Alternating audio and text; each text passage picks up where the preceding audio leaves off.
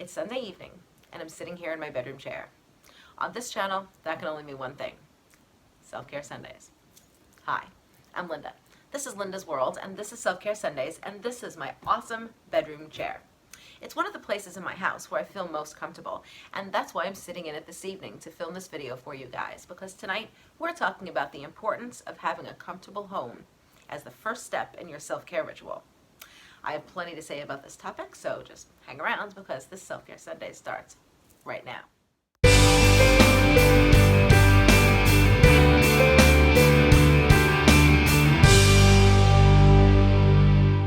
Before we dive into the topic of building a comfortable home, I would first like to invite you to join a home, the home that is Linda's World.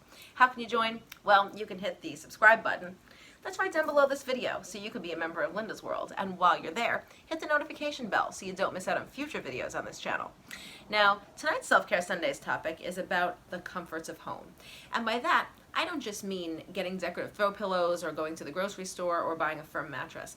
I mean comfort in every conceivable sense of the word. I mean being financially stable in your home. I mean having people in your home that do not treat you abusively and love you and respect you. I mean living alone, if that's your prerogative. I mean finding the unconditional love of a pet in your home, if that's something you're into. I mean having the bills paid in your home. I mean having a lock on your door that shields you from the outside world when it's time for you to lay back and recharge. I mean having entertainment in your home so you can shut the world off and just enjoy mindless television, music, books, or whatever floats your boat so that you can have that off time so that you're good and ready to tackle the outside world when it's your time to do so. Now, what's really funny, and I wanted to share with you before we begin officially, is that this video took me about, I'd have to say, 50 to 60 tries tonight. And the reason I had so many false starts in filming is because right outside this window, I had the exact opposite of the comforts of home. I had people shooting off extremely loud fireworks about 10 yards away from me. And I couldn't even hear myself think, let alone talk on camera. So I just wanted to share that with you because, like the fireworks, the irony was just too loud. Now, I'd like to share with you, to begin this topic officially, the story of why I never moved into my ex-husband's house and why we are now divorced. So now, for those of you who are new to this channel and don't know who I am or anything about me, everyone pretty much knows that I had a little dog named Sophia. I currently have a little dog named Chloe, but before Chloe came Sophia. She was a Maltese, she was a little white furball, and she was named after the character on the Golden Girls, Sophia, and she was with me from the time I was 25 till the time I was 38. She lived 13 years on the planet, and all those 13 years were with me.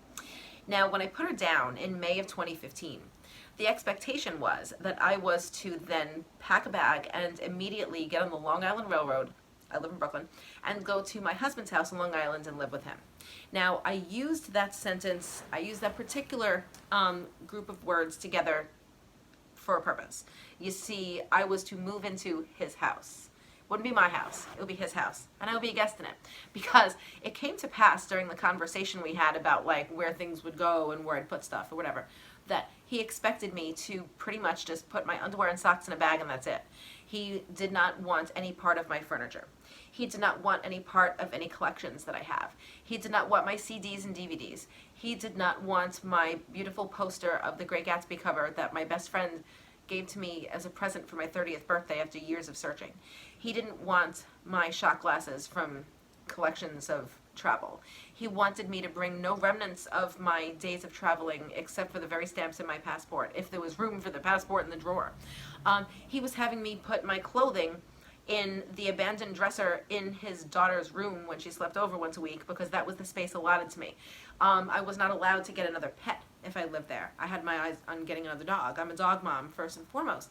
So basically what I'm saying to you is there was not any place for me in his home, you know, and of course I was to pay my half of the rent. So therefore it came to pass that I did not live there, and for various other reasons we got a divorce. So why am I telling you this? I'm telling you this because it was at that exact moment that I knew I could never live there, and I also knew the gravity of what a comfortable home and being comfortable in your home means. Now, sometime after that experience, I was on the phone with my mother, because I'm always on the phone with my mother.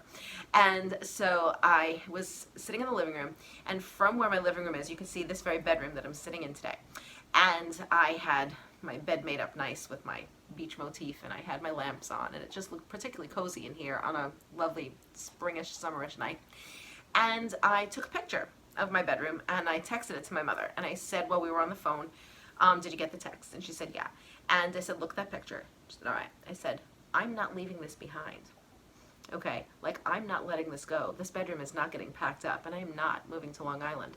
And I shared that because I knew that by and large, like, whatever else happens to me and whatever BS, happens in my house, plumbing problems or neighbor problems, or, I live in a pretty old house in an old neighborhood, that this is my place in the world.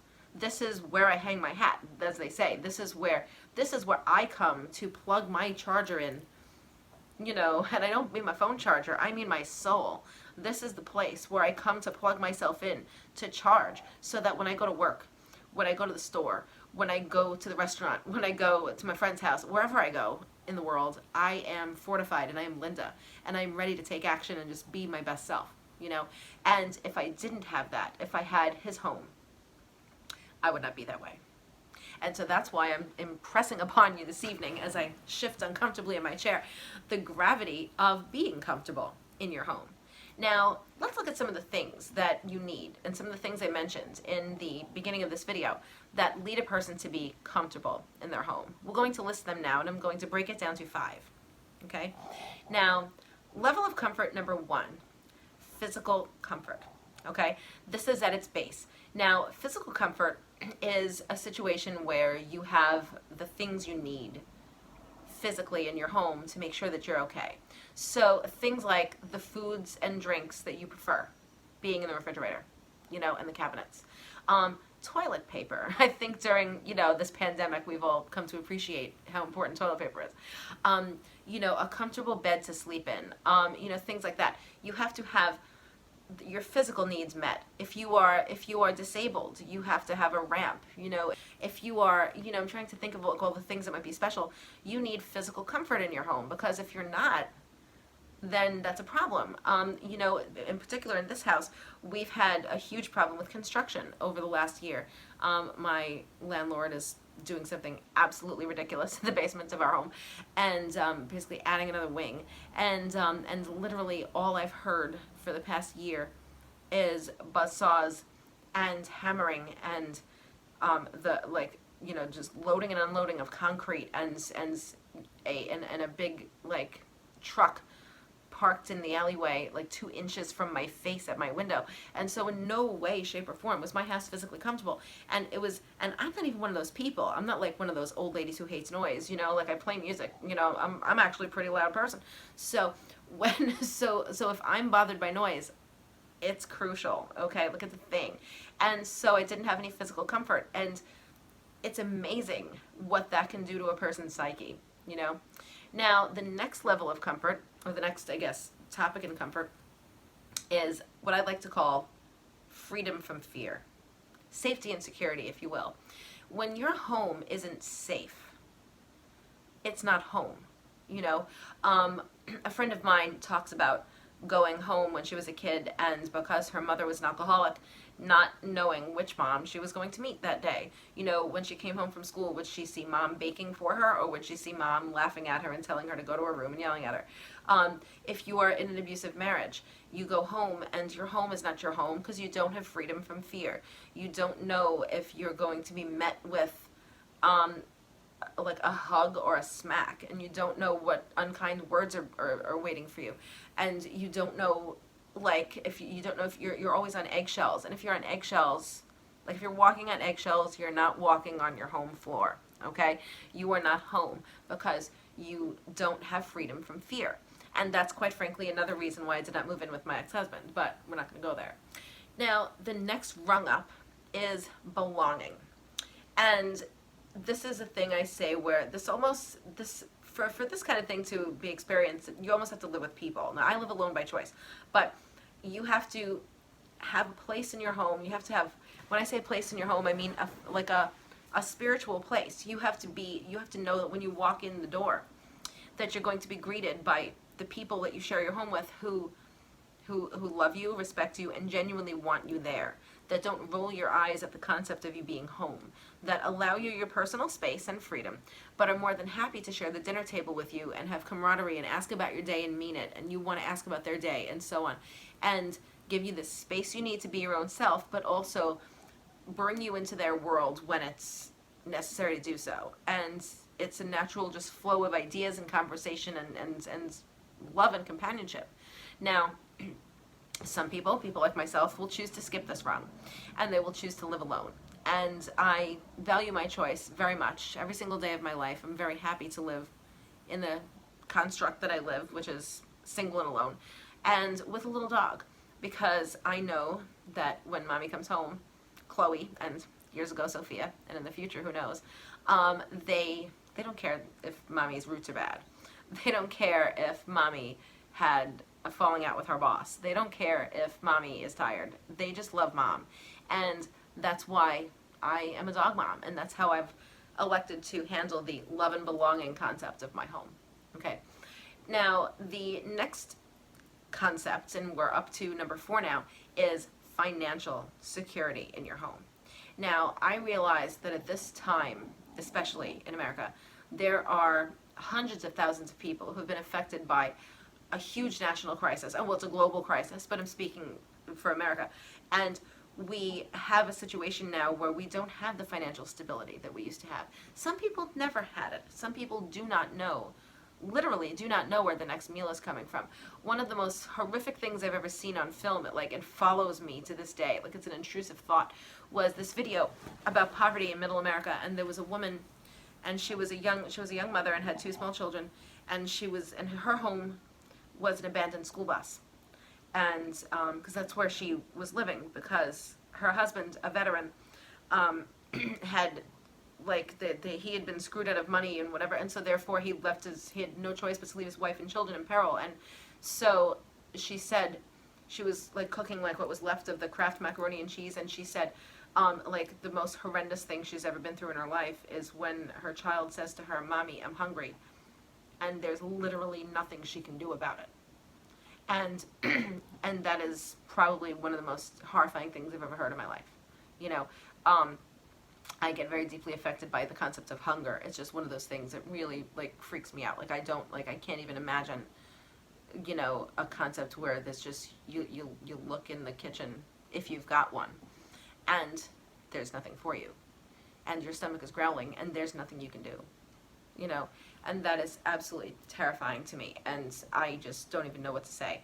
And so when we get to the concept of being comfortable in your home financially, I think, do you have electricity? Do you have food? Do you have, can you go out and buy the things that need doing? Like, for example, if you have no money in your home, you have no heat, and it gets cold in the winter, and so you need money so you can have heat. You need a winter coat to be hanging in your coat closet. These are things you need in your home that financially not everybody has the luxury to have. And it incredibly breaks my heart. One last story I'd like to share in this concept is I took a master's class once, and the professor was talking about this kid who didn't do his homework in ESL. That's what my master's is in, is English as a second language. And the professor said that when she was a teacher, she had called this kid up. He was a teenager. She called him to the front and asked him what was up and why he hadn't completed his homework assignments in quite some time. And he said to her, Mrs. Whatever, he said, I work in the kitchen at the restaurant until 2 o'clock in the morning, and when I come home, I have only 4 hours before I have to get up for school, and I try to do my homework, but I can't do it in the dark, and we can't pay our electric bill, and my house doesn't have any lights, and so I literally can't see my textbooks and my paper. And so that has stayed with me every bit as much as the school bus mom, because that speaks to a level of discomfort in one's home that there's very little you can do about it. How can you even begin to say, I'm going to take care of myself, I'm going to have self-care, when you don't have the very basics like food and light, And I mean, I can make a huge video about how I feel about this concept in American society in 2020, and I won't, because we're talking about something else, but it's just absolutely deplorable to me that still in a first world country such as this, there are people who go to sleep not financially secure in their homes if they've got homes. And that's upsetting. And finally, I'd like to offer up the last rung of building a comfortable home, and that is the aesthetic. Now, this is, of course, not as serious as the financial or freedom from fear. This is basically setting your home up so that it looks the best it possibly can for your personal style, and is also comfortable for you to go and do your day in. Now, what do I mean by that? I have a television in both rooms, living room and bedroom, because I watch a lot of television. I enjoy the beach, so I've decorated my bedroom in a beach style. There's shells everywhere.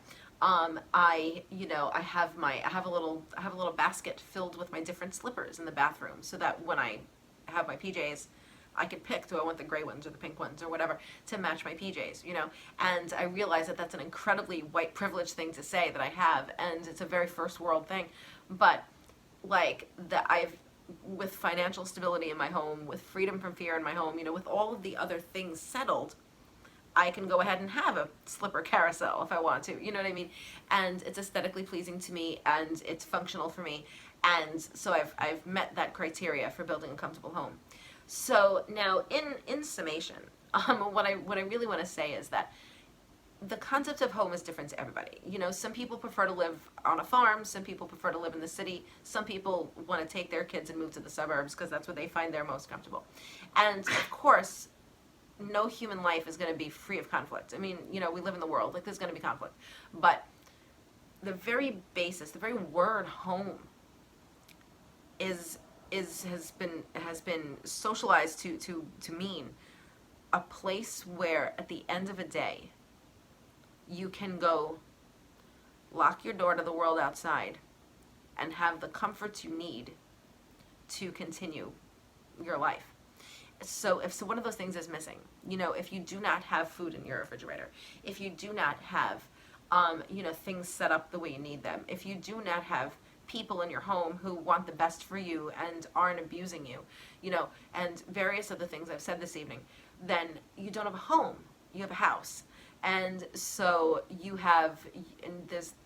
how can you possibly think about such things as self-care, going to the spa and drinking a glass of wine and all that stuff that they say, when you don't have the basic creature comforts, And so that's why I made this video this evening, to tell you how crucial it is that you do whatever you can, in whatever way possible for you in your personal life, to fix your homestead, your household, in a way that you can be you and recharge and be comfortable. Because without that, you can't be comfortable out there, because you want to achieve the proper rest, And I can't stress enough how important it is that you live in a situation that is not only comfortable for you, but safe. And that home is a place you go that makes you smile and not give you a sense of dread. That home is a place that you look forward to being in. That when you've been away from your home and you return to your home, you are met with love if you want some, quiet if you need some, noise if you like it, a little dog to greet you or a cat to greet you if that's your prerogative, and just a general sense of well-being, more so than you had on the outside. And if you have that, you've got a home, and you've just passed step number 1 in self-care. I'm going to go now and enjoy my home, because it's late, and I love my little dog, and she's been waiting for me. So I'm going to just sign off now and say, whatever place you've chosen to make a home, make sure that you don't just get to put your socks and underwear in somebody's discarded dresser. Make sure that it's your home in every sense of the word. And I'll see you in the next video. Welcome home.